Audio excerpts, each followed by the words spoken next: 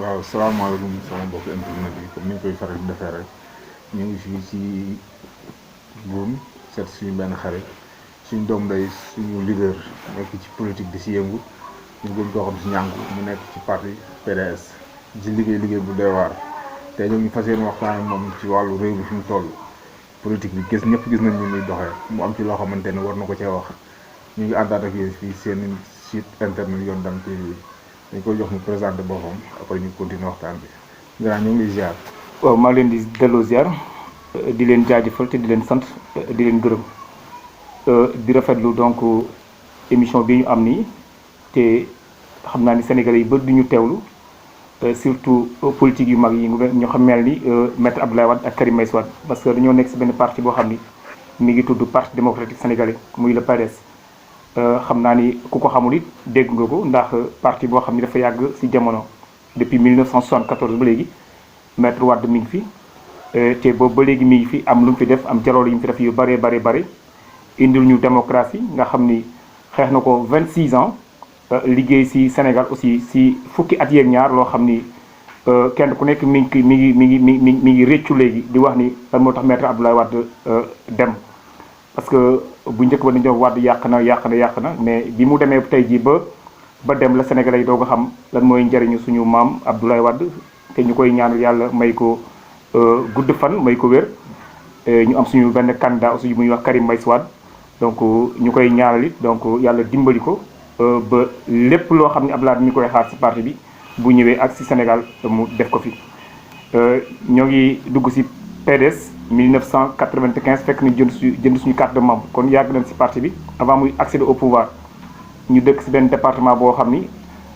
c'est le département bi nga xam ne muy ëpp li muy fournir ci électorat Sénégal. kon tey ji bu ñu dëkkee ci foo xam ni 16 communes am ci 7 maires yoo xam ne ci élection yi passé 2014 kon PDS kooku kon PDS bu rëy la kon am na lu ñu ci xam loo xam ne bu ñu demee ba ci biir dinañ ko ci gën a waxtaanee. ànd ak suñu ay frères aussi de la plateforme des karimistes du département de Pikine ku mel ni suñu sœur mu bokk ci muy Fat Bintou Diallo ak ñoom avocat Diaw ñoom Ousseynou ak beaucoup de monde yoo xam ni c'est nos frères donc karimistes xam naa bu ñu demee ba ci biir donc loolu ñu ci laaj rek ñu jéem see gën a xuus ci biir waaw. waaw ñu déggee sa présentation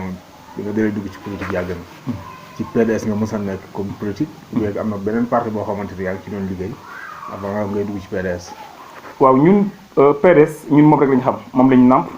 moo tax su ma nee la 95 kon lu yàgg la kon presque ñaari parti moo fi amoon. le PS et le PDS kon ku jënd carte 95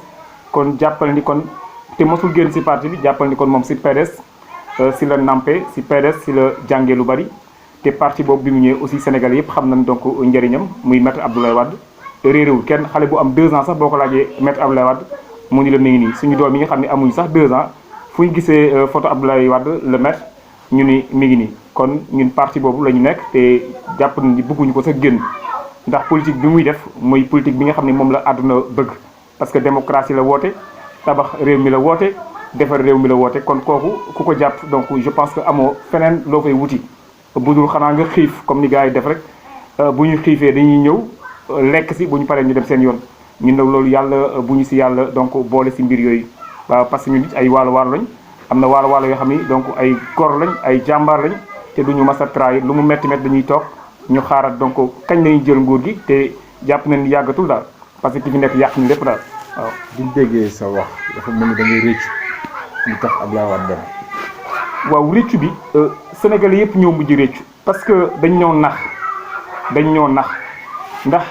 bi fi Senghor mi nga xam ni daani ko buur la woon Senghor moo fi nekk te tubaab bi ñoo ko fi tegoon parce que koo xam ni dafa jaar académie française kooku daani ko tubaab la woon bi mu ñëwee aussi politique tubaab boobu la doon incarné bi mu demee ba benn instance Abdoulaye Wade sax xawoon na dugg ci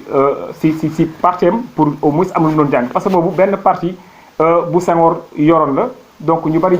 jaaroon nañ fa muy IPS googu donc je pense que Abdoulaye Wade créé parti am en 1974 donc kon Abdoulaye Wade jàmbaar la 74 78 mu dem ci élection donc député am fa 17 députés donc 78 ak léegi lu yàgg la kon kuy ndamoo ci ay benn député ak yooyu je pense que dañoo xam ne xamuñu politique ndax Wade en 78 bi muy njëkk dem élection am na 17 députés kon tey bu toll ak li mu defar si réew mi bu fi jógee ñu gis loo xam ni injustice démocratie amatu fi dëkk bi nit ñi ñàkk xiif sonn liggéey amatul jeunesse bi tey ji liy dee si ñàkk liggéey kenn xamul ñaata la toll kon ñooñu tey ji ñun ñoo yey ñu def le regret si président bi nga xam ne tey ji ñu ne xale la te bi mu fi toogee daani ko ñun yàquteef rek lañu fi gis kon tout le monde a le droit de regretter ce président Macky Sall mi nga xam ne tey ji moom moo ñu jiite. bi ñu déggee ni nga waxee dafa mel ni yaa Macky Sall fekkante ngeen ci parti PDS. xam nga ñoom Macky Sall ñooñu mel ne boobu ba léegi produit PDS moom mooy dox ba léegi. je pense que nit ñi dañuy jaawale Macky Sall n'est pas un pur produit du parti démocratique sénégalais. Abdoulaye Wade moo ko tagg ñëpp ñu dégg. Abdoulaye Wade dafa waxoon ni Macky Sall de donc xaw na ko gënal si benn ndaxte lu mu ko yónni mu def bu ko yónnee mu dem donc fu mu ko mës a yónni mu dem daal. parce que nag léeg-léeg nit nga jàpp ci wàllu yónnent la doon wax par rapport ak liggéey bi mu liggéey. foofu la doon waxee parce que dafa gis ni bi fi Idriss Seck nekkee donc ak lu Abdoulaye Wade li mu xeex yëpp moom yàkkamti woon na lu dul remplacer Abdoulaye Wade moo tax mu doon indi ay jiifi jaafa di ko enregistré donc lu nekk mu koy def si jamonoy parti boobu donc Abdoulaye Wade bi mu ko dàqee ba indil ñu Macky Sall donc la gis ni Macky Sall de fu mu ko yónni mu dem lu mu ko wax mu def donc il applique à 100% donc li ko Abdoulaye Wade waxoon Abdoulaye Wade sant ko si loolu ni ko maa ngi koy jaamal parce que am na lu muy dégg si moom ndaxte li mu koy yónni mi ngi koy def moo tax mu sant ko gërëm ko mais Macky Sall n'est pas un produit libéral dafa nekk koo xam ne dafa jóge si beneen parti ñëw fekk si PDS kon moom yàggul si parti bi dafa bokk si transhumants yi nga xam ni donc ñoo ñëwoon dans le monde libéralisme. mais est-ce que yooyu lan parce que transhumant bu ñëw bokk ci parti bi ñu jox ko ndombal tànk yu toll nii Macky Sall parce que ñëpp xam nañ fi mu jaar ak Abdoulaye Wade ndombal tànk mu nu jox na ko kon kooku yaakaar naa am na foo xam ne tegoon na ko fa. waaw dëgg la Abdoulaye Wade moo respecté intellectuel yi gis nga même bi mu ñëwee Mbour xoolal ñi ko trahiroon ñi nga xam ni cercle bi en 99 ñi nga xam ni ñu mel ni ñoom ay Ousmane Ngom ay Sadaxta ñi nga xam ni ñoo ko gënoon jege sax bi Wade ñëwee dafa jël implanté leen Wade dafa gëm xam-xam xam na ni Macky Sall au moins am na lu mu jàngi woon mu jël ko mu topp ko mu ni kii kat au moins am na lu mu ko war a def Wade dafa ni un parti donc démocratique sénégalais Wade dafa ni parti bi man maa ko créé waaye ku fi ñëw tey ak ku fi ñëw 1964 yéen a yem moo tax bi Macky Sall ñëwee si dégg-déggoo ak compétence bi nga xam ni moom yaakaaroon na mi ngi si moom et puis amoon na ko parce que dafa def la jàng waaye dafa mujjee topp nit yi seen beneen système boo xam ni du ñun foofu lañ ko doon xaaree. est-ce que système boobu mu topp du PDS moo ko teg parce que ni ñu génnee ci parti PDS boobu. parce que est-ce que jekkoon na quoi. jekk Macky Sall li ko Wade defal lépp man je pense que defalu ko benn nit si parti bi ñi ko fi jiitu ak ñi ko fi mujjee doomam Karim Meïssa Wade sax defalu ko kon Macky Sall tey ji fu nekk Abdoulaye muy poste de responsabilité bu nekk bii ñuy ndamoo naan jaar na fu nekk lépp Abdoulaye moo ko def man jàpp naa ni góor gu toll noonu wax dëgg yàlla. ku mu ko defaloon war nga woo nga sant ko nga gërëm ko nga ñaanal ko nga jàppale ko waaye tey loo si gis Abdoulaye même bi ko Macky Sall remplacé si élection yi Wade dafa woo ñëpp ni leen gagné na ma démocratiquement mais li ma leen xam c'est la démocratie bu kenn yàq dëkk bi nañu ànd ak moom ñu liggéey kon kooku masul jàpp ni Macky Sall mi donc ennemi la donc Macky erreur bi mu def boo xam ni keneen du ko def ndax Abdou Diouf a ngi ni tey jii bi mu gagné Abdoulaye daf ko jël jàppale ko yóbbu ko francophonie mais su ko neexoon def ko na mu ko daan def parce que élection yëpp da ko doon gagné depuis 88 93 Wade day gagné gars yi naan ko Wade yaa gagné bala ñuy dem ñu jël résultat ñu jox ko Abdou Diouf. est-ce que tamit du mbetteel bi mu am ci Macky Sall xalaatul woon ne mën na ko gagné si élection yi. xam nga la démocratie xam nga Wade man li mu gëm c'est un démocrate moom dafa ni urne yi ñoom ñoo war a di acté ñeen nga xam ne ñooy dem si élection yi parce que moo tax mu doon wax toujours. je ne marcherai jamais sur des cadavres pour accéder au pouvoir parce que il a toujours cru que gis nga électeurs yi ñoom ñoo war di fal peuple bi ñoo war di fal kon même bi ko Macky Sall gagné tey ji dafa ni ko noonu moo gagné moom du mbetteel pour moom élection ku nekk war na si mën a gagné. Wade c'est un démocrate. façon gagné bi parce que lu ne xew na fi tamit kenn du fàtte le 23. waaw le 23 juin li ko indi mooy système de diabolisation bi nga xam ni donc ku dul keneen ku ñu ko tegoon ku dul Abdoulaye Wade waxuma la nga faatu parce que loo xam ni. ana famille Diack mi nga xam ni dañ ni lépp loo xam ni opposition bi ñoo ko doon def ñoom dañ si doon jël seen ay mooy di si jàpp Adama mi ngi si kaso bi toog ma nga fee tey ñu jàpp Abdoulaye Wade mi mu yaakaar war nañ ko jàpp tëj ko ba toroxal ko tey moom moo toroxu te ñaaralul ko loolu sax fa mu nekk donc mu nekk fa mais da doon jéem a toroxal kii nga xam ne mooy xalif kulli politique bu Sénégal tabax Sénégal defar Sénégal donc mu bokk nee na si ñi ko combattre si xaalis boo xam ne amul sens moom moo ko wax ni xaalis boobu si la doon jàppale opposition bu sénégalaise ana mu tey ñu ay jël ay yaanaamaar tey ana groupe googu doon génn fii ànd ak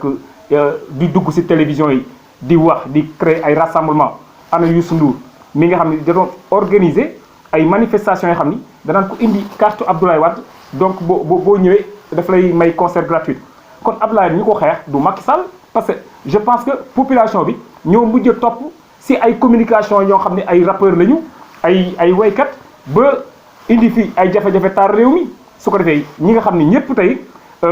ragal nañ coow te bëgguñ coow ñu toog Abdoulaye Wade nag bi ay militant toogee ci bañ dem coow Macky Sall tey far mu tombé par sens parce que Macky xeex bi gars yi xeex yëpp moom fekkewu ko bi gars yi di xeex di sànni kon Abdoulaye Wade xeex boobu gars yi doon xeex du Macky Sall moo ko xeex mais finalement Macky Sall moo si mujj tombé ñu di ko alhamdulilah demal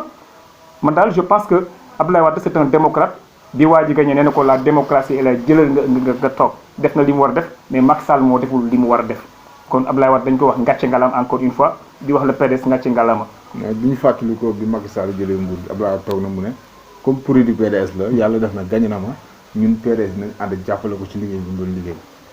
mais par la suite lañ gis ne ku ci nekk da nga jël sa yoonu bopp parce que ñu si bare ñoom dañu am problème ne Macky Sall war na mën a gagné Macky Sall kii Abdoulaye Wade ci élection yi passé ba nga xamante ne ñun duñ dem di ko jàppale parce que fii la jógee te gis nañ aussi tamit bi mu fiy jógee ni mu fi jógee après si lañ boor ci ginnaaw Karim pour an xeex ak Macky Sall bañ ko may jàmm bañ ko jàppale ci liggéey boobu est-ce que du looloo ko sonn instant nii. xam nga le PDS c'est un grand parti ndax Abdoulaye Wade déggoo ma ni la même bi mu gagné Abdou Diouf daf ko woo ni ko kañ liggéey kon Abdoulaye Wade même bi fekkee Macky Sall gagné ko aussi dafa ni gars yi ñëw leen ànd ak moom ñu liggéey kon Abdoulaye Wade newoon na ko man bu dee compétence politique maa la gën xam parce que koo xam ne dafa créé parti en 1974 def 26 ans d'opposition ñu tëj ko sàcc ay élections yoo xam ne yu si bëri moo ko doon gagné mais mu accepté pour ne pas donc di jaar si ay cadavres pour accéder au pouvoir parce que il avait cette puissance boo xam ni si jeunesse boo xam ne fu mu joxo ñoon gars yi def ko mais dafa ni non dëkk boo xam ne yaa ko defar donc waroo ànd ak si ñu koy yàq moo tax mu daan wax je ne marcherai jamais sur les cadavres pour accéder au pouvoir kon nag li mu war a def yëpp def na ko mais parti la yor nag c'est un parti boo xam ni créé wuñ ko pour ay xuusmaa ñàpp dañoo créé le PDS pour muy dem si ay pouvoir mu war a jëli nguur élection lañ dem ñu gagné ko mu toog xaar ñu gën a defaraat suñu ay mbir pour demaat ay élection mais le pouvoir de Macky Sall li mu gis ni mooy am na benn nit boo xam ne ñuy wax Karim Meïssa Wade donc moom nan lañ ko war a toroxaree donc ñoom si chemin boobu lañ nekkoon ak ña nga xam ni ñoo ngi si kaw moo tax ñu toroxal doom ji donc jiñ ko loo xam ni àdduna yépp képp ku doon nit ngay réfléchir war nga xam ni lii ñu jiñoon Karim Meïssa Wade du lu am sens parce que yaa ngi kii naan 4000 milliards fii kii naan 2000 milliards fii kii naan 698 milliards fii te amul benn découverte 1 franc bu ñu teg ci loxo sénégalais yi lu dul cette CREI bi nga xam ne ñoom ñoo ko tegoon tey pour xeex benn nit kese tey anam tey ñëpp a nit mujje di jooy ni CREI googu kat dañ ko créé woon seulement pour combattre le fils d'Abdoulaye parce que yaakaaroon nañ ni suba mën na organiser parti bi parce que élection aussi ay moyens moo koy def élection ay partenaires moo koy def te xam na ni gan bi muy Karim Meïssa Wade am na lu mu xam muy doomu Abdoulaye Wade ñu ne kaa ñu coupé raay bi parce que financement yu bëri yu doon dugg fii mi ngi doon jaar si naar yi di fi ñëw kon la France amoon na benn ennemi boo xam ne Abdoulaye Wade la mais il fallait combattre son fils donc pour mu combattre le fils il faut mu am complicité boobu ak suñu ay gouvernants pour ñu toroxal Karim Meïssa Wade donc loolu moo indi sax lu moo karimis yooyu nga xam tey moom la suñu frères yu bëri tey jii mujj nekk donc di défendre donc le parti bu PDS. est-ce que di défendre ko gisul tamit du perte temps parce que parti bu toll ni PDS ak li nga wax léegi moom laa fi Abdoulaye Wade liggéey parti bi liggéey ko fi mu xeex pouvoir ba gagné ko jóge fi liggéey fi loo xamante ne kenn dootu ko fàtte parce que ñun mën nañu ci génération Abdoulaye Wade lañ xamee politique ci lañ xamee ku yor président ci lañ xamee lu bare ci réew mi mu bàyyi dem yéen ñi nga xamante yéen a fi des tey ngeen jël parti bi mën naa ne parti moom demul ba bëggee dégg-dégg rek parti bi demul. waaw loolu si ay gis-gis la ay analyse est-ce que doo leen rus toog ci télé di wax Abdoulaye Wade di leen dégg parce que lim leen bàyyi da ngeen ko sànni quoi. xam nga ce monde libéral est fier donc de ses militants li tax laa la bëgg def cette découverte la politique bi nga xam ne Wade daf ko incarné ak ay nitam muy ñun politique gu gëm-gëm la ñu am maanaam il faut que ñu comprendre que la politique c'est l'art de gérer une cité mais et non de se gérer c'est-à-dire ñi nga xam ne tey jii dañoo am benn complexe politique boo xam ne dañ see war dem pour am xaalis ñooñu bu leen neexee du ñu toog mais PDS dafa am benn électorat parce que PDS même bi muy daanu en 2012 mi ngi am 35% te pourtant am na ñaari nit yu koy ndamoo tey ji te boo boolee seen ñaari électorat yi egguñu li ñu daaneel ñun 35% moom lañ dem si élection 2018 pour daanu mooy l'électorat de Wade bi ñu mujjee am si 2012 te Idriss Seck lu mu am 20%. Sonko am 15% soo boolee ñaari le deuxième et le troisième nous on a eu 35% ñoom ñaar li ñu am di ko ndamoo di ko wayee ci deuxième troisième ñun moom moo ñu daaneel kon suñu 35% bo moo du sax moroomu ñaari leaders yi boo leen boolee. waaw amoo leen candidat. waaw xool élection ñu ni amoo candidat. ba pare mu am donc électorat baabu ñu am tiitaange boobu parce que Macky Sall tey jii naa la xamal nee nga léegi amuñu candidat li ñu xañ candidat kan la. Macky Sall moo indi benn système la créé qui était morte boo xam ne Abdou Diouf moo ko créé en 81 pour combattre benn système boo xam ni moom bi ñu ko jëlee parce que Senghor dafa violer article 35 pour mettre Abdou Diouf en tant que premier ministre pour mu remplacer un président de la République mosul am Sénégal donc ces intellectuels là ku mel ni Abdou Diouf nga xam ni dafa jàng jóge si école yu baax Senghor nekk académie française nga xam ni 63 ba 1960 ba léegi moo fi nekk. ñu def 40 ans de pouvoir moom mu dem ba 81 violé article yi jël Senghor implanté ko ma soo gis premier ministre buy remplacer un président de la République Senghor moom moo ko def Abdou Diouf accepté ko kon erreur yi nga xam ni yu démocratie ñaari nit yooyu def 40 ans au Sénégal ñoo ko fi yàq kon je pense que bu ñu tolluwaatee ba 2012 Macky Sall mu toog mu interroger CREI yi daan ni damay topp 25 personnes ndeke benn nit rek lañ doon visé. parce que ñoom it amoon na xalaat ni kii di Karim Meïssa Wade am na lu mu xam am na ay partenaires yu mu am Macky Sall xam na ko parce que il était dans le PDS depuis 9 ans kon tey ji li mu liggéey adduna bi yëpp wax ni ko kii di Karim Meïssa Wade cour bi war ko topp parce que ancien premier ministre haute cour de justice moo ko topp te Karim bi ñu koy woo nekku fi il est à l'extérieur mais bi ñu koy woowee ay nitam wax nañ ko Macky Sall ni cour bi mu créé cour bi kenn mënu see rëcc mais dafa déplacé wu jël vol ñëw fii ñu àtte ko ñu tëj ko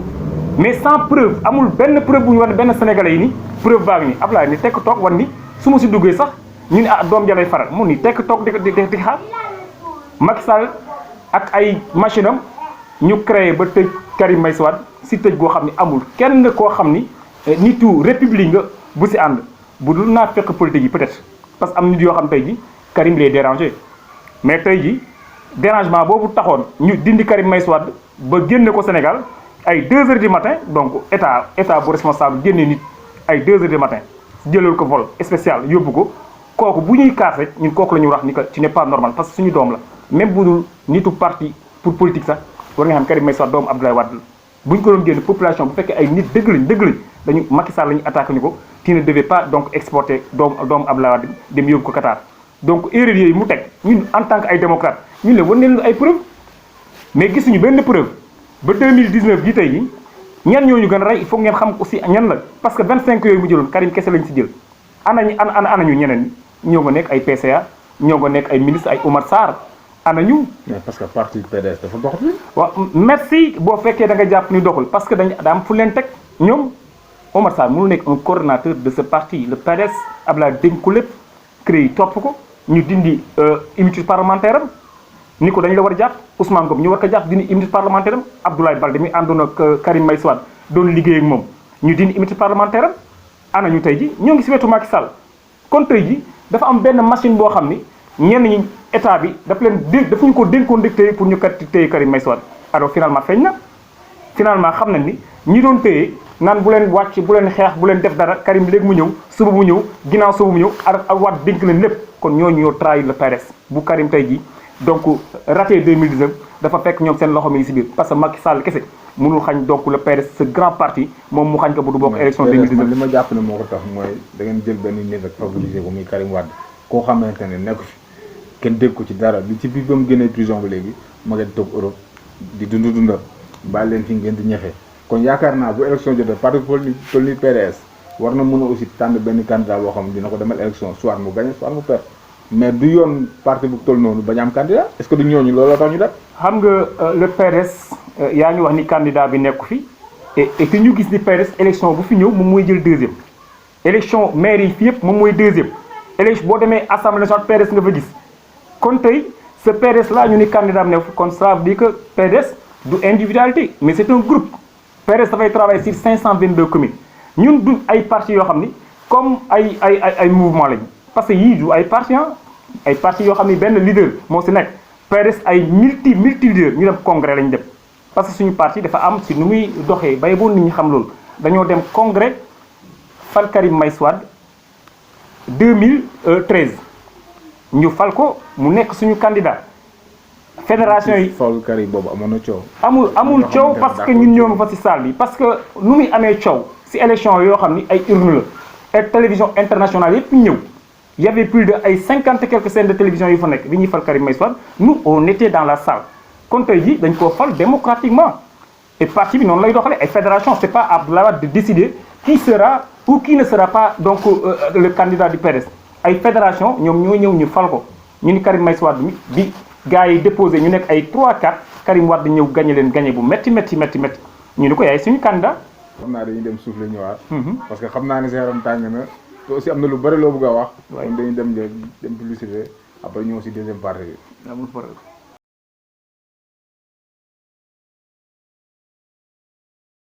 ok kon ñu dellusiwaat ci waxtaan bi ginnaaw bi ñu demee publicité ñëwaat léegi ñu dugg ci nga xamante ne mooy politique bu tey. gis nañ ne waxtaan nañ fi depuis PDS ba mu sosoo Abdoulaye Wade li nga fi liggéey fi ngeen jaar ak parti bi tey boo xoolee politique ni muy doxee ak par rapport bi nga xamante ne ci ngeen doon topp ci ginnaaw Abdoulaye Wade di ko jàppale tey lan ngeen ciy rëcc loo xamante ne tey boo leen jàpp ne Abdoulaye bu fi toogoon boobu ba léegi nii di fi am. waaw tey li ñu gën a rëcc si politique bi bu bees bi nga xam ni am na lu fi nekkoon lu yàgg te jógu bi sax waaye dafa am ñu gane si politique bi bëgg imposer bëgg forcer parce que et puis amuñu li ñuy wax xam-xam si politique ndax politique aussi xam-xam la science la Wade mu ni du jàng école rek du am ay diplôme kese mais nee na politique lu nit di jàng si terrain bi la parce que il faut nga comprendre nit ñi pour nga mën a nekk ak ñoom c'est le contraire maintenant parce que ñu si bari jàpp na ni bu ñu demee jàngi bu ñu ñëwee rek donc la science mooy nga xam tëpp nëmm donc pour gérer donc nit yi alors que c'est le contraire ndax Wade bi mu ñëwee pouvoir yi soo gisee da doon jël ay nit yoo xam ni jànguñu sax mais mu xam ni am na ay dimension intellectuelle yoo xam ni ñi jàngi woon sax xamuñu ko parce que tubaab jàng tubaab ak xam-xam bokkul moo tax ñu si bari tey yi jàpp na ni bi ñu amee ay costume am ay postes de responsabilité yoo xam ne tey jii da ngay topp benn itinéraire boo xam ni si li ngay jàng rek la lay yóbbu filiation boobu te ak politique dafa xaw a am différence moo tax Wade li mu doon incarné d'abord mooy nga gëm sa bopp nga gëm sa réew mais aussi nga fexe ba suqali sa réew donc loolu bu fekkoon moo si indi nit ñi rek donc je pense que jafe-jafe yi dina xaw a wàññeeku mais nit ñi tey ñu si bari politique bi ñu dugg bu ñu si duggee bàyyi nañ liggéey bàyyi nañ def lépp donc pour ñoom cette politique là mooy chemin bi leen war a yóbbu si yoonu xaalis alors que métier bi nga am man je pense que foofu nga war a yaakaare pour ta réussite mais pas pour tromper nax nit yi dajale ay mbooloo kenn ku nekk daan maa moom mbooloo mi alors que mbooloo kenn mënu ko moom nit ñi dañ lay bëgg si li nga nekk ak si li ngay wan gox bi mooy tax ñu topp la mais pas nga ni ah ma de njànku sama koñ de ñëpp mën lañ topp donc je pense que képp koo xam ne dañ koy topp ngir am na poste responsable li nga def rek kon politique boobu baaxul ne nit ñi xam ni politique des leaders lañu war a woote kenn ku nekk gox yi mu nekk mu penser à développer gox boobu parce que li ngay li koy def mooy ñi nga xam ne ñoo nekk si ay communes ñu jéem a développer communes yi parce que y a 522 communes yoo xam ne commune bu nekk tey jii buy travailler si di xalaat si loolu wan ne ah dañoo war a defar si lii di ay sécurité lumière si suñu ay population si suñu ay doxalin je pense que kenn ku nekk bu defee loolu si boppam rek xëccoo bi dina wàññeeku ñu xam ne ñoom ñoo war a defar gox bi pas gox bi moo leen war a créer politique boobu nag tey moom moo gën a bëri si mbedd mi ku nekk bàyyi nga métier boo amee 50 000 100 000 dootoo bëgg liggéey da nga ne ah noo xaar ma dem ndax gars yi pour am fa au moins benn 50 000 toog dootoo liggéey bu yàggee nag tricherie bi day gën a yokku kon nag loolu tax politique bi xaw a salté xaw a tilim ba kenn ku nekk bëgg bàyyi métier bi mu doon def donc pour topp si politique bi ndax bi ñu amoon émission ni léegi man dama dem liggéey sama liggéey ba pare donc gars yi ne yow man li non le travail mooy priorité par rapport ak fu ñu jëm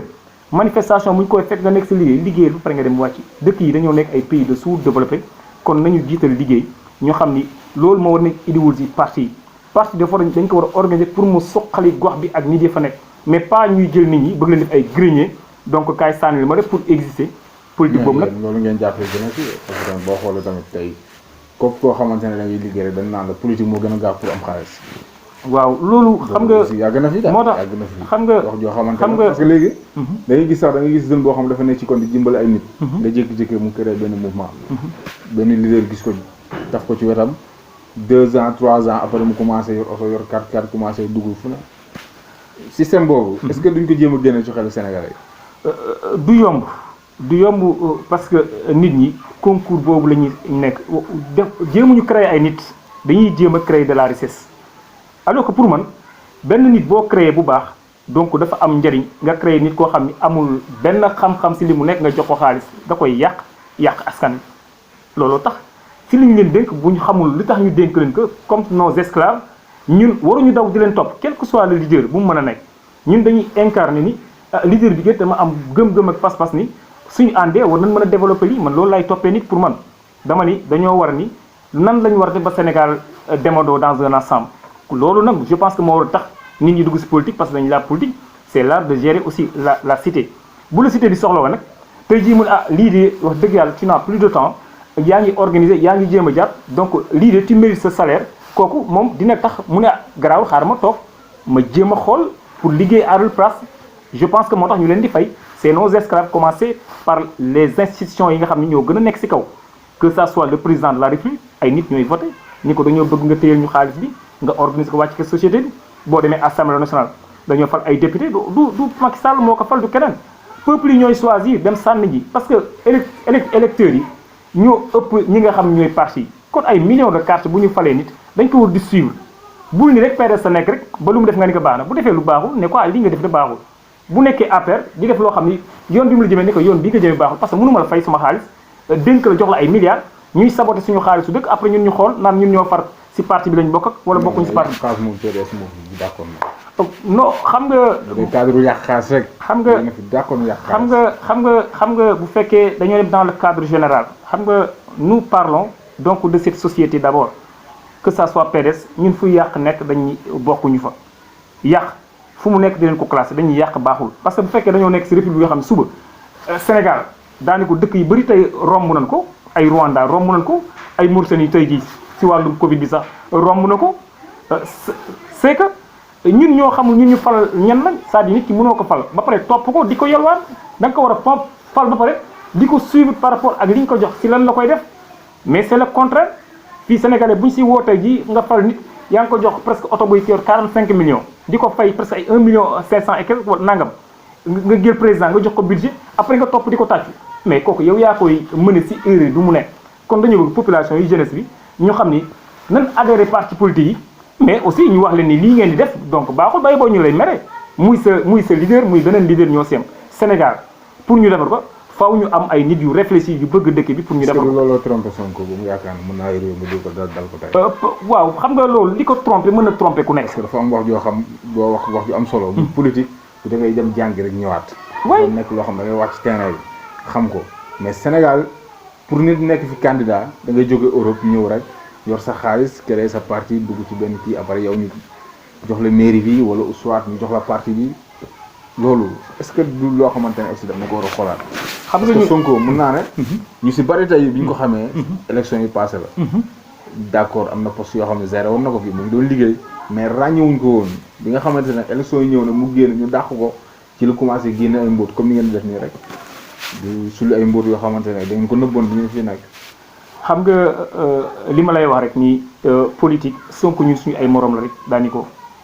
peut-être que am na sens boo xam ni donc am na lu mu doon xeex ci système bi ñu dàq ko te Sénégal gis nga Macky Sall li koy yëkkati mooy dañ ko dàq moo ko may doole Idriss Seck loolu moo ko mayoon doole Moussa Niasse moo ko mayoon doole c'est-à-dire dañoo am population moo xam ni souvent du ñu jiital ci li ci penc mi.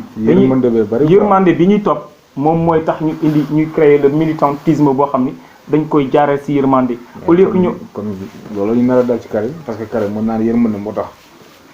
ngeen bëgg indiwaat pour mu remplacer Abdoulaye Wade PDS. xam nga Karim bi comme ni nga expliqué. ñu ci bari xam ñu Karim ci langue politique bi. après la ñëw ñu jox ay poste mu gérer ko. waaw mais bokku ñi doon sànnante xeer comme ni ngeen ci daj tey Karim daju ko ci. pourquoi ngeen bëgg leader yu mel noonu. xam nga politique dafa am solo c'est-à-dire est-ce que coow li la wala jëf bi. parce que Karim bi mu ñëwee au Sénégal donc je pense que Abdoulaye Wade bi mu ko nekkee ci conseil am partenariat yu bëri ci wàllum naar investissement yi muy suñu route yi muy suñu aéroport bi donc si koo xam ni conseiller papam la rek donc fexe na ba mujj mu habitude loolu bi mu yolee warum infrastructure gis nga lim fi liggéey ci wàllum tali yi bu ñu ko joxee aussi sommet bu ANOCI mu nekk président bi gis nga lim fa 57 états moom moo jiite woon pour organiser affaire ANOCI donc am réussite naar yëpp woo ni ko jërëjëf c'est-à-dire moom dañ ko sant dañ ko wax ni ko jërëjëf parce que ay état ba tey état yi ñoo génn seen ay moyens jox ko mu organiser ANOCI defar fa tali yu baax defar leen ay hôtel yu baax liggéey fi liggéey bu am solo mais ñu ni ko jërëjëf parce que tey jii liñ la joxoon donc def nga ko ci liggéey bu am solo ñu ni ko jërëjëf 57 états ku ko diriger ci wàllum ANOCI donc ñun réflexion boobu xam ne ni kat Karim mi kat nekk ci ñun am na lu mu xam te am na lu mu mën ñun ci loolu lañ gis et puis bi ñu demee ci candidature PDS moom du topp nit par hasard rek baye boo nga nekk doomu Abdoulaye Wade baye boo nga nekk doomu keneen ñun dañoo dem ci ay compétition yooyu am ñu ni Karim de dafa bokk ci ñi nga xam ni dafa war a bokk ci course bi ñu sànnil ko mais buñ ko sànnilee mooy c'est le candidat du PS nee naa ne PDS appareil la. parce que dafa am looy wax di ci jaar. candidat yooyu kan ak kan loolu. candidat yi ña fa nekkoon bari na amoon nañ fa ay 3 2013 yi donc mi ngi xaw a diire sax mais élection yooyu tey ji man maa nga fa topp télévision internationale yi ñoo fa topp ay RFI ñëpp ñoo ngi topp Abdoulaye Wade ubbi biir permanence bi ñu def ko ci biir permanence bi donc bi ñu demee ci élection yi donc gagné woon na plus de 95%. mais yan candidat ñoo fa nekkoon. candidat xam nga candidature dama la c'est-à-dire boo ma neexoon sax man ma ni candidat la jour boobu. yaa ngi yëg candidat yi fa nekkoon donc ñett foon xaw ma ñeent si je me rappelle bien parce que date bi xaw na boobu sax impliqué wu ma carrément. bu mënoo leen tudd parce que dañoo génn PDS. non il ne pesait même pas le poids sax c'est-à-dire il ne pesait même pas le poids moo tax ñun duñu sax donc intéressé si ñoom carrément parce que ñun li ñu ëpp doon solo mooy Karim dafa sonn si parti li mu daj kenn daj ko si parti bi. moom rek la fi Macky Sall jël tëj ko 6 ans prison mu tëdd 3 ans. mais ñu doon xeexal Ablaye Wade ba Ablaye jot nguur gi liñ daj ci parti Karim daj ko ci parti bi. moo tax it parce que après la Karim daj loolu. xam nga buñ dee boo dee ba ci cadre islam gis nga nit ku nekk ak sens bi la yàlla may. nit dina def ci dara 50 ans nit ñëw ci ñaari fan réussir ci donné boobu dafay am su lu nekk benn ci suñu gën ji mbindeef moo fi mujjee ñëw. mais am na ñoo xam ne bi mu ñëwee dañu doon mais kii lu tax mu war fi gën parce que moo fi mujj ñëw mujj taxul gën a bon c'est-à-dire loolu mooy faiblesse su parti bi ñu ni kii de démb la fi ñëw bu fekkee Bintou Diallo daf fi ñëw démb te am lu mu wane si parti bi te waat ni yéen ñi fi nekkoon 1974 ak ñi fi nekk 1900 ak ñi fi nekk 2020 yéen a yem si parti bi compétition lañu am donc ku mu neex nga laaj te weesuwul compétition yaa ngi ñëwaat ku mën. carte yaa ngi ñu ngi koy jaay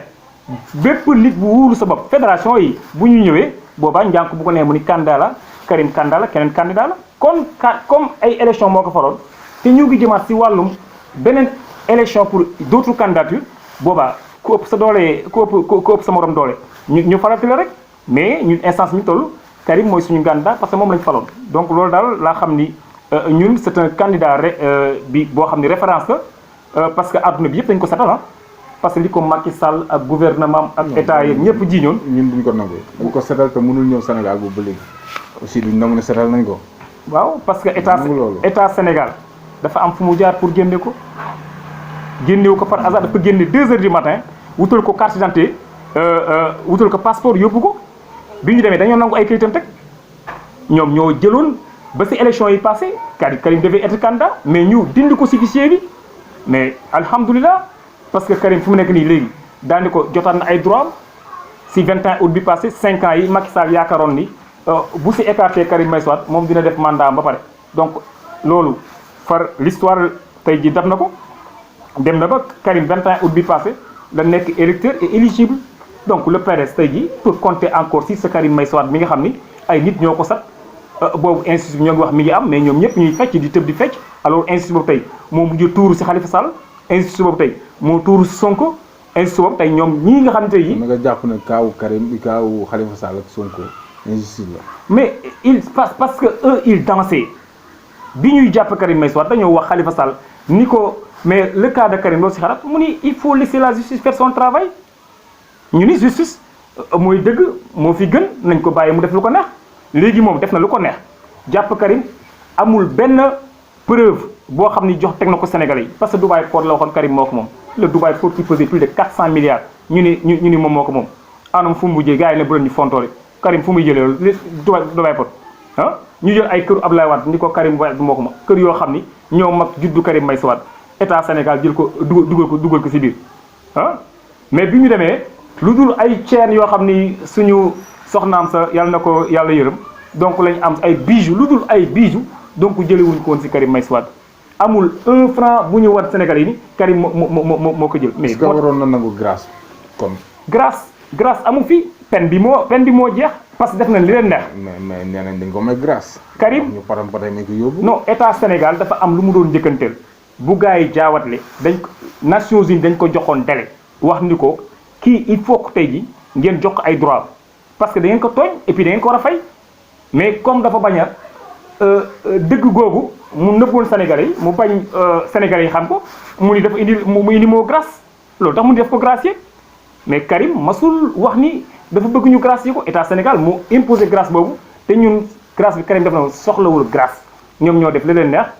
génne ko parce que dañoo nekk say erreur te boobu jox nañ leen délai ni dans 6 mois bàyyi leen Karim Meïssa Wade mais défaite boobu la état Sénégal mënul accepter mu profité si loolu daal ni nañ ko gracier noonu rek la demee. sànq yaa fi tudd ku mel ni Sonko tey li ñuy dégg ci moom en tant que parti nga bokk ci parti bu mag muy parti PDS nga dégg ñuy wax ni Sonko dafa violé nangam ak nangam ak réew mi tey boo amoon xalaat boo ciy joxe ak yow la ma sa xalaat tey en tant que libéral. bon man daal en tant que libéral man damay ñaawlu wax dëgg yàlla lu mel noonu ñu koy teg ci ay deru nit am naag amul. kon nga jàpp na amul. am naag amul dama ni ñun mënuñu ko justifier parce que on n'était pas donc dans la salle xamuñu ci dara li ñu xam ba xam mooy comme dafa am immunité parlementaire nañ jaarale mbir ci yoon ñu fexe à ce que ñu def ay enquêtes yoo xam ni bu Sénégalais yi taxee ni lii de moo ko def mu accepté gi moo ko def bu ko ay ten toppee mën ko topp mais bu ñu jël mbir moo xam ni ñu nit li xaw a lënd suñu xel yi mooy on ne connaît pas la fille on ne voit pas la fille accusation ci benn côté lañ ko gisee te kuy accusé gisuñu ko presque benn nit lañ gis rek mu nekk ci télé bi di wax te xamuñu sax ñun li muy wax lan la mais quel que soit alpha. mais Sonko xam na ne koo koy wax. waaw parce que moo ngi koy tontu. waaw ba tey dama ni le sénégalais accusation bi ñu accusé te ñaari sénégalais nekk ko sénégalais bi peuple dafa war na xam ki accusé ak ki ñu accusé war na déglu ki ñu accusé ak ki accusé je pense que loolu mooy balance bi nga xam ne moom la sénégalais bi soxla que ça soit mu nekk ci Sonko wala mu nekk un républicain parce que tey jii dëkk bi dafa nekk dëkku yoon bu fekkee ni liñ ko wax moo ko def amaana ñu ni ko lii de mooy payoor li liñ ko jiiñ nag bu fekkee def ko ñu dóor pen xale bu jigéen bi ak ñi ko àndal ak ñi yàq deram loolu lépp tey ji état yi dañoo war toll foofu man pour man ni accusation ku ko jël nga teg ko ci deru nit bu fekkee loolu am na nañ dóor pen bu ko jar ki ko def waaye nag boo jiiñee nit accusation te loolu amul fu ñu ko prouver aussi nañu jël même peine boobu ñu teg ko ki ko accusé man je pense que man loolu mooy suma àtte man bu fekkee am na ak amul daal donc nañu def enquête ñu teg ko ci dëgg nag ak yoon ñu bañ a profité parce que dafa am immunité parlementaire te dafa am ci fu ñu ko war a jaare pour yëkkati ko pour man nan jaare mbir yëpp ci yoon rek su ko defee état bi nekk état bu jaar yoon nga xam ni kenn du regretter daal mais comme li ñu gis ci Karim Meïssa Wade gis ko ci Khalifa Sall ñoom am nañ droit tiit ni pouvoir bi kat dafa pare pour rey leen donc am nañ ci plein droit ñu it ni état bi dafay machiner quoi. déglu seen leader Abdoulaye Wade li mu ciy wax. ne Sonko dafa daanu ci piège bi. waaw loolu boo ko déggee en tant que politicien mu ne Abdoulaye Wade liggéey lu ne ci réew mi jaar fu ne ci politique kon gëm nga ne Sonko li ko dese bari na parce que pièce la boo xamante dañ ko tegaloon bu yàgg te mu daanu ci te boo amoon loo maanaam loolu fooy ne Sonko fa la defee erreur fan lay doon. xam nga le grand maître a parlé et puis il a parlé d'inexpérience et wax na dëgg 2014 parti bu ci juddu donc si ak dem benn élection ni kese donc inexpérience dafay am fépp par rapport ak si say ay militants yi nga xam ni peut-être duñ comprendre donc les paroles politiques Wade dafa ni gis nga il faut que nga yàgg ci dara pour nga doon ci donc kilifa Wade il a cheminé 26 ans def 12 ans de pouvoir te teewul gis nga bi ñu bëggee jàpp doom dañ ko dem jàpp yóbbu. kon comme le chef bi nga xam ne mooy Abdoulaye Wade di jàngal ñëpp politique donc loolu la état yi ñëw efforcé wu ko moo tax mu doon wax Sonko il faut faire attention parce que état bi instant bi sol gis y a le bruit boo xam ni yaa ngi leen koy teg di leen attaqué donc loolu même bu fekkee yow amoo électorat bu ko mën gagné parce que yaa ngi leen di crasse ak say nit donc dañ lay pexel pexe boobu ñu lay fexeel nag c'est à toi d'éviter donc di fooy dem nga ànd ak loolu la ko fa fu muy dem nag ànd ak ay soxnaam bu dem donc piège nag la mën a doon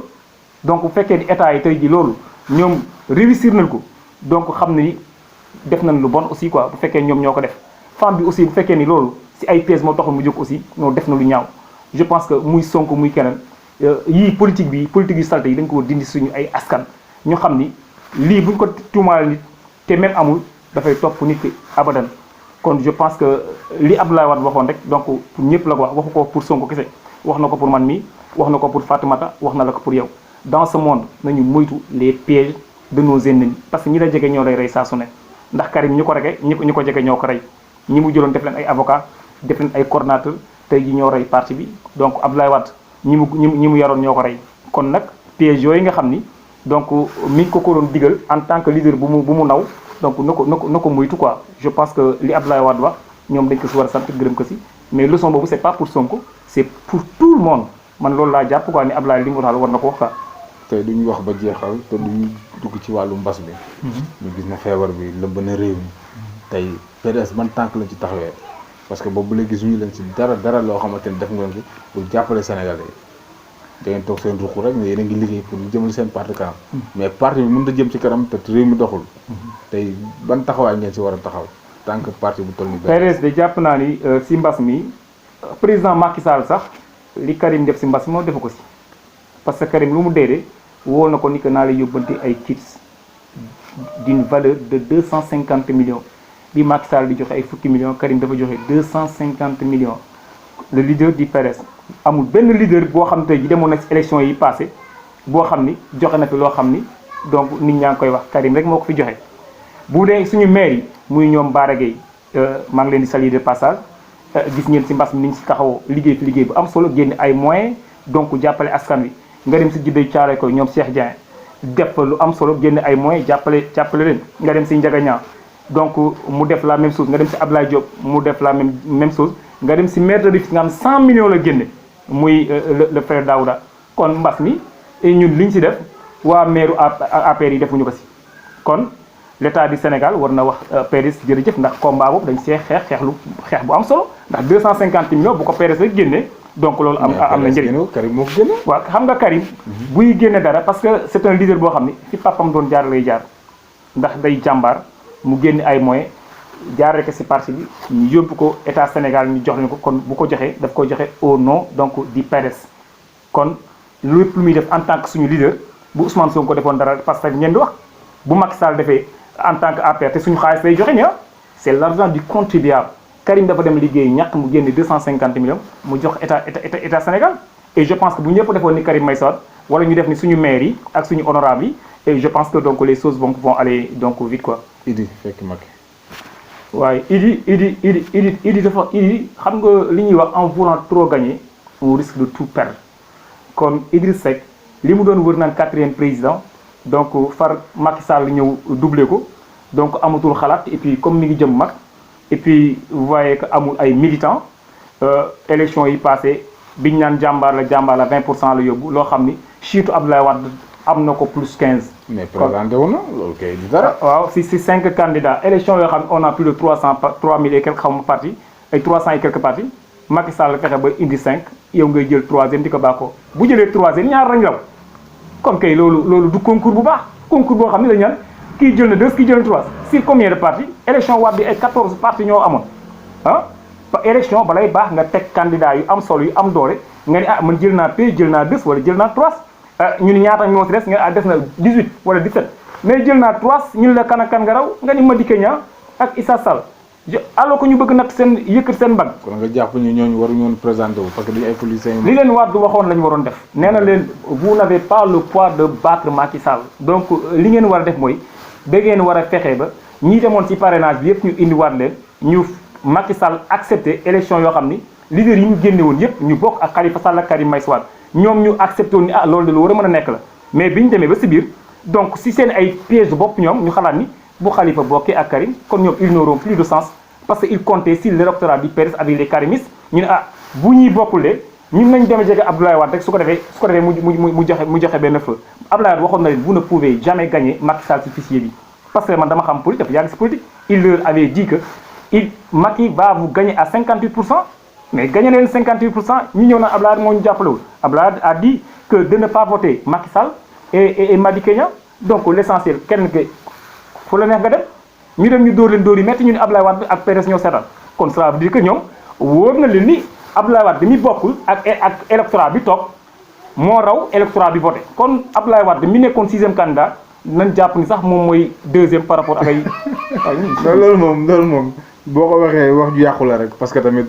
loolu mënuñu ko gëm parce que tamit amul. loo xamante ne teguñu suñu bët. xam nga li wax la loo xamante ne. xam nga pour vous confirmer ça encore une fois ñii di vanté wu les gens se vantent d'avoir que 15% et di 20%. déggoo ma la seen ñaari électorat bu ñu ko boole c'est l'électorat chute de Abdoulaye Wade comme cela veut dire que ñii ana lu ñu liggéey ba am loolu 35% ñoom ñaar boo ko boolee ñoom ñaar mooy chute Abdoulaye Wade li ko gën a metti muy 35% yi ko daaneel te ñooñu moom la ñuy bàkkoo 20% kon ñii duñu ay leaders yoo xam ne am nañ ay militants réseaux sociaux nag donc am na solo de waaye gars yi nekk di saaga rek mais militants de base yi mooy ñi si suuf gars yi wàcc terrain bi gars yi amuñu dara si base intellectuel nag dañuy toog seen nekk seen salle donc di serve rek mais nga di gars yi amuñu dara c'est le PDS seulement qui est parti donc dans ce pays te élection bu mu bokk dafa leen di gagner loolu leer laa leen di wax nag donc na gars yi ñëw ñu préparer àndaat pour def les ventes de cartes ñu organiser parti bi su ko defee militants yi donc amaat courage xam ni Macky Sall kat dénk nañ ko réew si fukki at ak ñaar mais il peut pas aller donc moom si boobu moo war ne ah je démissionne comme faisait donc. seen carte yooyu est-ce que boo leen ko soppoon ci wëri mag yi indiwaat leen ci biir PDS gënul woon jaay carte yi. mbër mu mag amul je pense que militant yu am doole mooy parti politique. mais politique xel la. xel bu jàpp ni askan wi si suuf amuñu xam-xam kon ça il faut que ñu bañ a condamner ki nga xam ne dafa toog këram tudd Fatou Bintou Diallo mu ni kat dama gis benn di dem koy sànni bu ko jàpp ni dafa nul parce que mu toog dafa ni du ma politique parce que aw ma jot bi gars yi di am jot parce que j'ai mon travail je dois rester tranquille mais bu ñu jàpp ni c'est pas demul naaju nii dafa nul parce que ñii si kaw fii ñii si suuf ñoo leen gën a yeewu ah peut-être que nag dañu leen di nax di saltel si kaw naan leen baaxul di saagante di kii alors que ñoom ñoo ngi sàcc suñu ay xaalis di ko lekk kon na nit ñi muy téléviseur bi muy animateur bi muy keneen ku mu nekk sa gox bu wootee présenté wu pour bokk si li nga xam ni mooy politique gu gox bi la politique c'est un art donc y a que les tricheurs qui vous disent de ne pas y adhérer mais politique lu baax la kenn ku nekk parti bu ko neex na dem waaye nañu xam ni république bi bu baaxulee na journal bi taxaw ni Macky Sall baaxul wala ñu Idrissa Seck fi nga jëm baaxul wala ñu Sonko fi nga jëm baaxul wala ñu ni Karim fi nga jëm baaxul kenn ku nekk am nga droit nga atte noonu waaye voyez que ñi àndoon di xeex naan Karim ak Abdoulaye nañ fi jóge tey jii vous les voyez c'est eux qui se biir wax da nga fonk liggéey waaye tey ci gox bi nga nekk mu yëmbal tey ban tàng fi taxawaay ci jeunesse bi fi nekk xam nga ñun c'est-à-dire il faut pas que ñuy tromper peuple bi li ñu leen wax mooy nit ku nekk na du luñ lay naxee pour di ko def ci gox bi am na loo xam ne mairie bi moo ko def parce que suñu ay participation mu ngi liggéey ki fi nekk moom muy Daouda moom cuune la mais Baara mi ngi liggéey je pense que xaalisu askan ku mel ni Baara mi ngi fiy liggéey bu am solo ku mel ni Cheikh ñoo ngi liggéey bu am solo. Baara Gueye Abdoulaye Wade la moo seen problème. non je pense que problème amul mais ay polémique yoo xam ni. parce que problème am na bul na problème amul. amul xam nga li tax amul Baara doomu Abdoulaye Wade la te lépp lu mu def ba bi muy inauguré keroog soo fa demee donc lu wax Wade la politique nag donc bu gars yi jàpp si kaw rek pour jaxase Baara man damay toog ak moom mais dama xam kii Baara parce que Wade lay incarné. lu tax Wade nangu li mu ko joxoon. Wade lu mu ko jox lu mu nangu. non je pense que ñëpp xam nañ ko jarul ñu siy jaar. mais xam nga ko man jàpp naa ni gis nga Abdoulaye Wade lu même bu fekkoon tey jox na ko li fi gën a fort sax mu xëy ni ko joxatuma la ko sax gars yi dañ ko war a wax jërëjëf ndax Wade ñu si bëri def leen yëkkati ba fi ñu toll fa moo wax ku mel ni Baara dafa ne man Wade mënu ma ko fay ndax bi mu koy def ministre xale bu ndaw la mu nekk le plus jeune ministre kon li gars yi di wax si kaw naan ay Baara ku toog ak moom da ngay xam ni moom dafa lay wax ni ñii dañoo xamul quoi parce que Wade c'est un maître Wade bu ko neexoon tey ji mu ne ah njànku tey def naa la nga gérer lii bu subaa mu dindi ko mais damay xam ne maag politique yi ñoo ko bokk. Je pense que loolu du ay problème mu ngi fii di liggéeyam te keroog affaire mi moom la ko tuddee kon ku jàpp ni donc Bara kii dañoo am problème c'est que yow yaa bëgg problème rek mais Bara c'est un fils de ce parti comme nous le sommes dans ce parti donc xam nañ ni bu defoon lu dul yoon comme ni ñoom Omar Sarr def ñun dañuy tirer si ko parce que ñun Abdoulaye Wade ñun ku ko song rek ñun ñu song la waaw ñun ku ko song rek ñu song la quelque soit mooy suñu xalif général politique xuloo moom mun ngeen ko trop xëy na li ñuy cërale woon ci waxtu mu ngi jëm ci jeex tey boo amul looy tàggatoo ak looy yóbbante Sénégalais say morom ñi nga xamante ni ñu ngi yëngu ci branche bi nga nekk te loolu di yóbbante di leen sant rek yéen ñi nga xam ne aussi yéen ñu may opportunité ñu jàkkaarloog askan wi ñu leen di wax ni nan ñuy gën a am prudence ñu gën a yeewu ñu gën a am fulla ñu gën a am fayda ñu xam ni Sénégal du ñi ñu fal rek ñoo ko war a mën a defar mais da ngay fal nit nga jox ay moyens mais nga contrôler ko muy militant de base bi nekk sa commune ak président ak keneen ku mu mën a doon nañ bañ a jàpp nit ñi dañ leen fal ba pare ñu nekk seen ay esclaves parce que je pense que politique boobu la nit ñi war a njëkk a génn seen bopp kon ñun ñëpp ñoo war ànd ci ensemble boobu pour defar réew mi ndax politiciens yi bariwuñ li ñuy bëri nañ bruit waaw mais nag bariwuñu waaye nag mënoo fal nit liñ ko sant def ko je pense que Macky Sall benn laay jël ci moom nit ki dañ ko fal 7 ans ngeen ni ñaata ngeen ko jox ci ay milliards ñu ne am na ay budget 3000 milliards 4000 milliards ñu ne ci 7 ans on doit multiplier par ça ñu xool ci caisse noire bi 8 milliards yi ñu ne ah ci 7 ans yi ñaata la militant de base mais ana xaalis boobu fu ñu ko war def ci loolu lañ di war a calculer pour di nattaat pour ñu war a falaat muy maire bi aussi bi nekk ci gox bi je pense que bu ñu ko falee bala muy taalalaat loxo na leen wax ni lii laa fi def kon loolu na ci Sénégalais yëpp yeewu muy ku nekk sama parti ak ku nekkul sama parti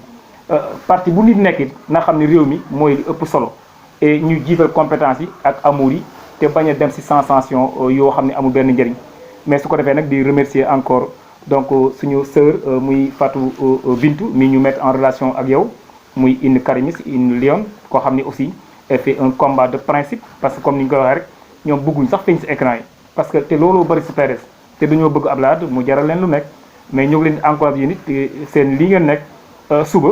donc yàlla may leen ngeen am yokkuteef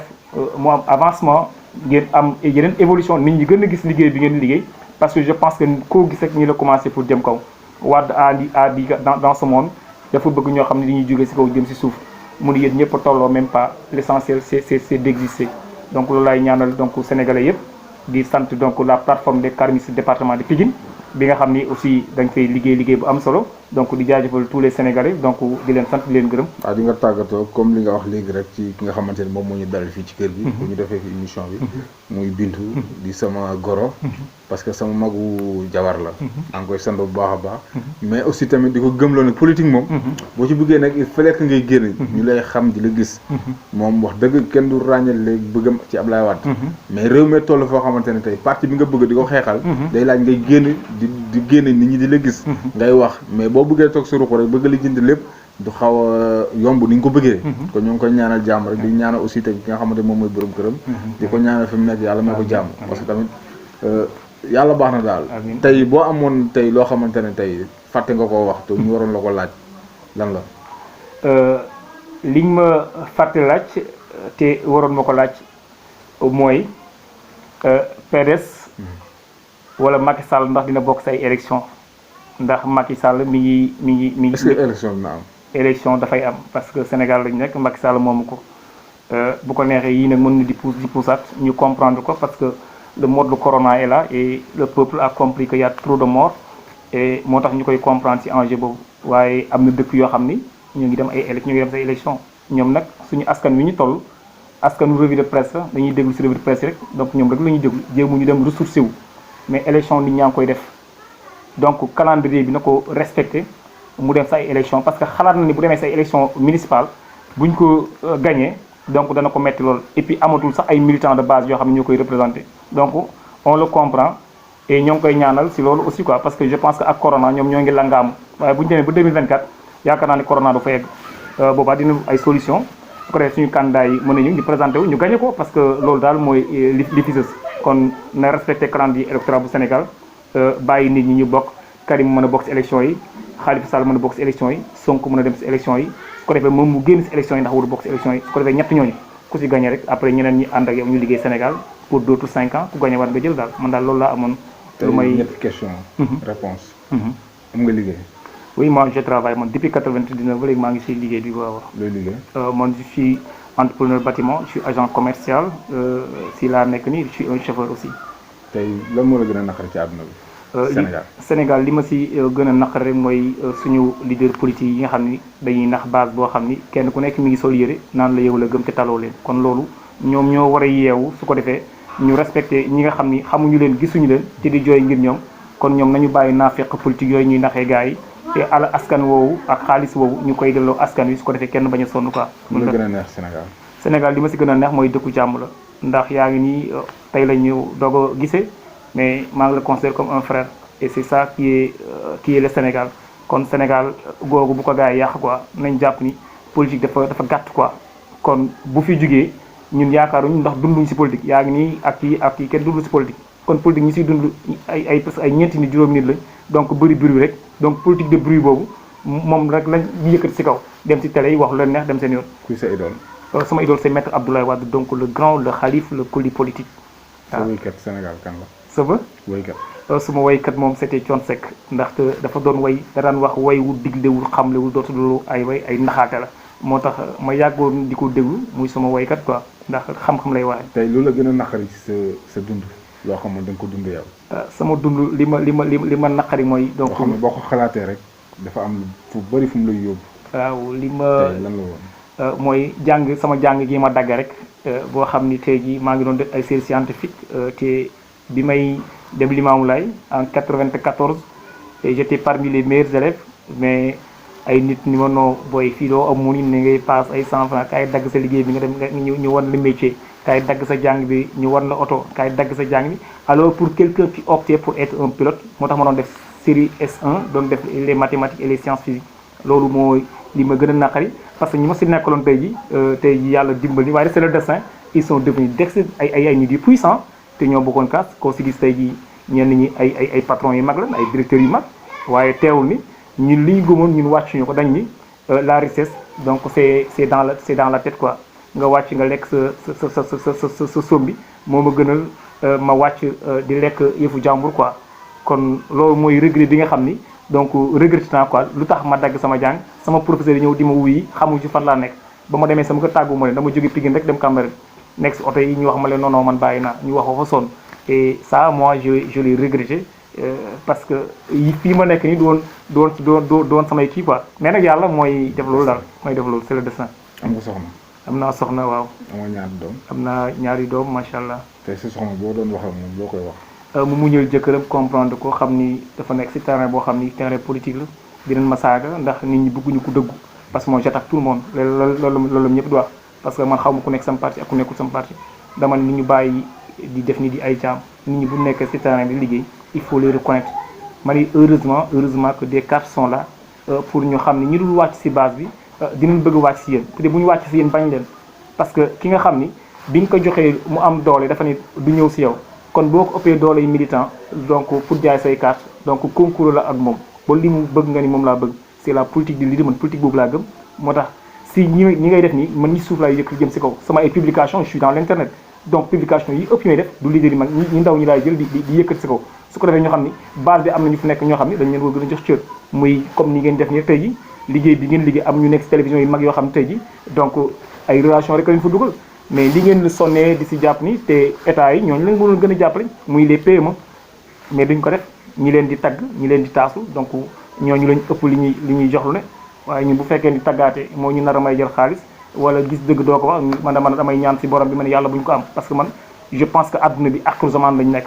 feebar yi yëpp ngi si akhiru zaman la si ay dee lañ nekk kon bu ñuy dee nañ dee si dëgg daal su ko defee ñu am woy bu rafet man je pense que loolu lay digal bépp jeune ñu bañ a topp gars yi par rapport ak li nga xam ne moom lañ leen di fal. ñu xam ne yonent bi moo ñu gën bàyyi. moo ñu gën bàyyi moo ñu gën lépp. te anam dégg nañ ko fi lu yàggul ci benn leader politique. wax ci wax ju doy waar. waaye tey boo amoon loo koy dénk ñaari cadre rek la koy wax. parce que li tubaab di wax gis nga il faut renier cette fois la langue avant de parler gis nga il faut que nit ki muy comprendre bu dee fu ñu la wooree nga dem te doo xalaat lan nga fa war a wax donc lii de ay regret rek ngay mujjee parce que yonent bi dañ ni képp ku ñu bind moo tax mais kooku waxuma la yow sa ndey mais moom ay ndeyam ak baayam sax dañ ni moom moo tax ñu bind leen borom bi mën lépp lu ma bind kii moo tax kon nag nañu jàpp ni ki tax ñu bind sa papa tax ñu bind sa yaay kooku kay da nga ko war a ko jërëjëf. ñu la jaajëfal di gërëm ñi nga xamante ñu ngi doon seetaan di gërëm aussi suñu caméraman yi nga xamante ne ñooy àndaloon ci émission bi muy Paco di jaajëfal suñu mbokk yi nga xamante ñoom ñu ànd ak ñun chaque jour ci internet bi te ñu ngi jaajëfal grand naan ñu dajawaat rek aussi ñaan yàlla mu yokk non day yokk ñu ngi lay jaajëfal bu baax a baax a baax on est ensemble ok jaajëf